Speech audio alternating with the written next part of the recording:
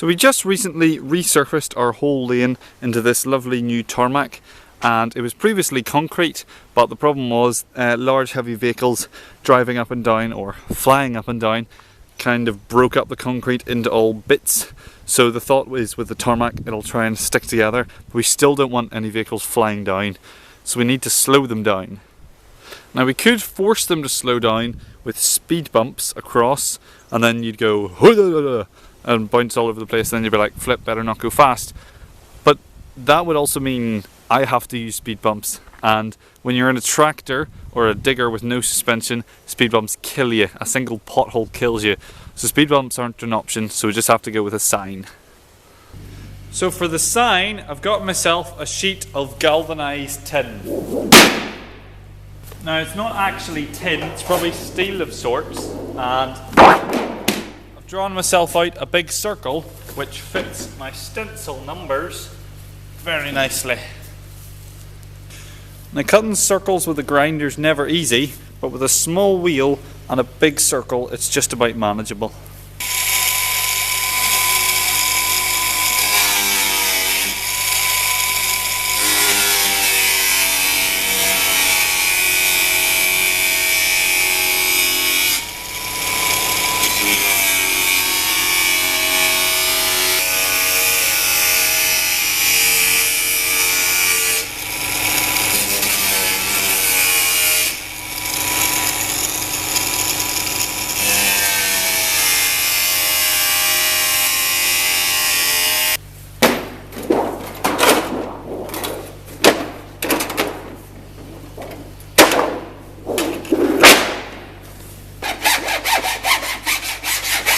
It's a bit rough on the edges, but I can just clean it up with a file.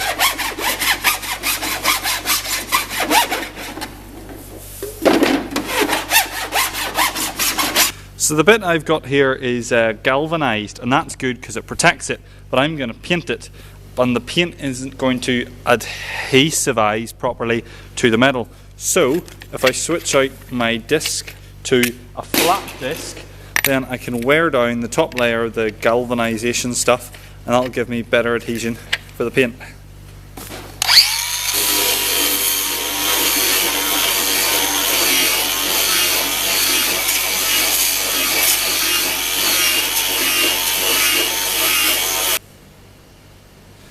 Now because this is an exterior piece of metal that I'm painting, I'm using oil-based, and it's more expensive but it's more durable and it lasts longer, which is, I suppose, exactly what durable means.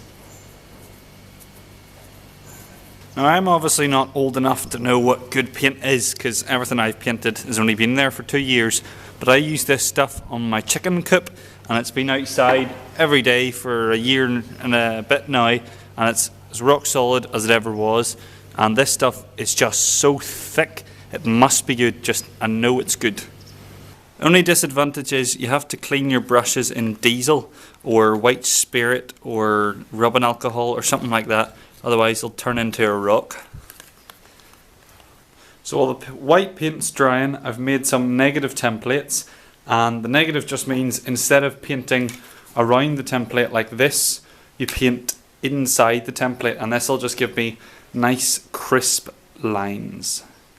So I have the speed sign on and the template's on as about as centered as I can get it, and even now I'm looking at it, it looks a wee bit off, but I think it's about as good as I'm going to get. So I have it held in place just with magnets, and now I can paint in the black.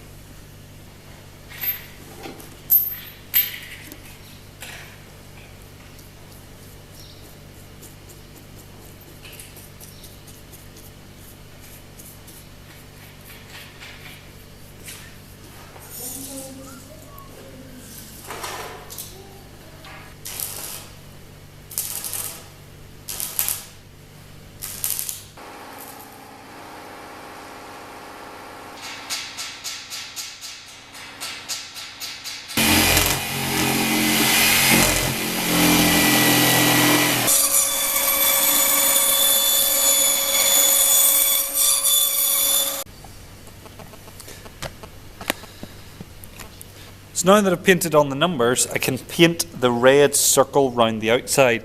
And instead of doing a template, because this one bled, a much easier way to do it is to use a template, but this is a different kind of template, nice and solid, so I can just line it up and then paint around the edge. Got a nice heavy plate to stop it from moving around, and then I can just crack on.